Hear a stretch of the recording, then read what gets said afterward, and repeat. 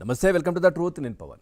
ఇక పిఠాపురం ఏఈ నూకరాజు కుటుంబ ఆత్మహత్య కేసుకు సంబంధించినటువంటి దాంట్లో కాకినాడ సర్పవరం పోలీసులు కోర్టుకి సమర్పించినటువంటి రిమాండ్ రిపోర్ట్లో చాలా కీలకమైనటువంటి విషయాలు కూడా వెలుగు చూస్తూ ఉన్నాయి. ఆస్తి కొట్టేసే ప్లాన్తోనే నూకరాజు కుటుంబంతో పరిచయం పెంచుకున్నాడు ఈ సాదిక్.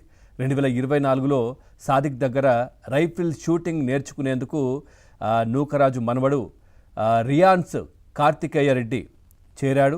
ఇక అప్పటి నుంచి నూకరాజు కుటుంబంతో సాదిక్కు పరిచయం ఏర్పడింది. సో సౌజన్యతో అక్రమ సంబంధం, అంటే ఈ నూకరాజు కూతురుతో అక్రమ సంబంధం పెట్టుకుని వారి ఆస్తి కాజేయాలని ముందు నుంచే స్కెచ్ వేశారు. ఇక సౌజన్య భర్త జగదీశ్వర్ రెడ్డికి విషపూరితమైనటువంటి ఇంజెక్షన్లు మందులు ఇచ్చి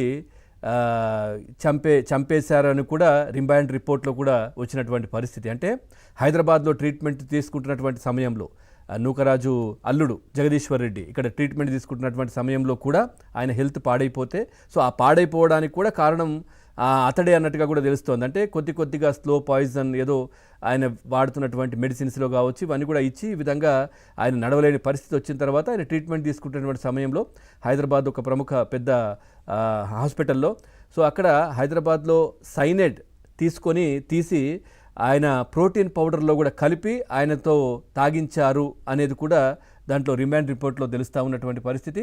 పూర్తిగా ఇంజెక్షన్లు మందులు ఇచ్చి ఈ సాదిక్ ఆయన ఆరోగ్యం పాడయ్యే విధంగా కూడా చేశాడు అనేది అందులో ఉంది. ఇక జగదీష్ మరణం తర్వాత సాదిక్ నియంత్రణలోనే ఇటు సౌజన్య కావచ్చు, ఆమె కొడుకు, వీళ్ళిద్దరినీ ఆయన నియంత్రణలోనే పెట్టుకున్నాడు. సాదిక్ నియంత్రణలోనే తండ్రి ఇక పూర్తిగా ఇస్లాం మత ఆచారాలు కూడా పాటించాలని వాళ్ళపైన ఒత్తిడి తెచ్చారంట. మత గ్రంథాలు చదవాలంటూ సౌజన్య ఆమె కుమారుణ్ణి కూడా బలవంతం చేసినట్టుగా కూడా తెలుస్తూ ఉంది. ఆ తర్వాత ఉర్దూ నేర్చుకోవాలి, రాయాలి అని కూడా వాళ్ళపైన ఇబ్బంది పెట్టారంట. ఆ తర్వాత దీంట్లోనే మనం చూస్తే కనుక సాక్షి LW10 సాక్షి సయ్యద్ బాషా మొహిద్దీన్ వాంగ్మూలం ప్రకారం చూస్తే కనుక నిందితుడు ఆగస్టు 16న తిమ్మాపురం పంచాయతీలో నూకరాజు పేరిట ఉన్నటువంటి స్థలం విక్రయించాలని అడిగాడంట. నాకు డబ్బు అవసరం ఉంది, నూకరాజు కుటుంబానికి సంబంధించిన ఈ స్థలాన్ని అమ్మిపెట్టు అని చెప్పేసి సయ్యద్ బాషా మొహిద్దీన్ వాంగ్మూలం ఇచ్చారు. ఆయనకు చెప్పారంట ఈ సాదిక్. ఆ తర్వాత అమ్మేసిన తర్వాత అంటే వాళ్ళు వచ్చి సంతకాలు పెడతారు, ఆ డబ్బు నేను తీసుకుంటాను, ఇట్లా వాళ్ళ ప్రాపర్టీ అంతా నేను అమ్మకానికి పెడతా ఉన్నాను, వాళ్ళు వచ్చి సంతకాలు పెట్టడం మాత్రమే వాళ్ళు అనే విధంగా ఆయన వాళ్ళను భయభ్రాంతులకు గురి చేసి చంపేస్తామని చెప్పేసి బెదిరించడం, ఇవన్నీ కూడా చేసినట్టుగా తెలుస్తోంది. ఇవన్నీ కూడా రిమాండ్ రిపోర్ట్లో బయటపడుతున్నటువంటి పరిస్థితి అయితే కనిపిస్తూ ఉంది. సో మీ వాళ్ళందరినీ చంపేస్తా అంటూ కూడా బెదిరించాడంట. ఏదైతే జగదీశ్వర్ రెడ్డిని ఎట్లయితే చంపేశానో ఆ విధంగా మీ వాళ్ళందరినీ కూడా చంపేస్తాను అంటూ కూడా బెదిరింపులకు దిగారు అంటూ ఇంకొక లెటర్ కూడా దొరికిందంట. 3వ వాంగ్మూలం కూడా దీనికి సంబంధించి లెటర్ కూడా దొరికింది, ఎవరు నూకరాజు భార్యకు సంబంధించి.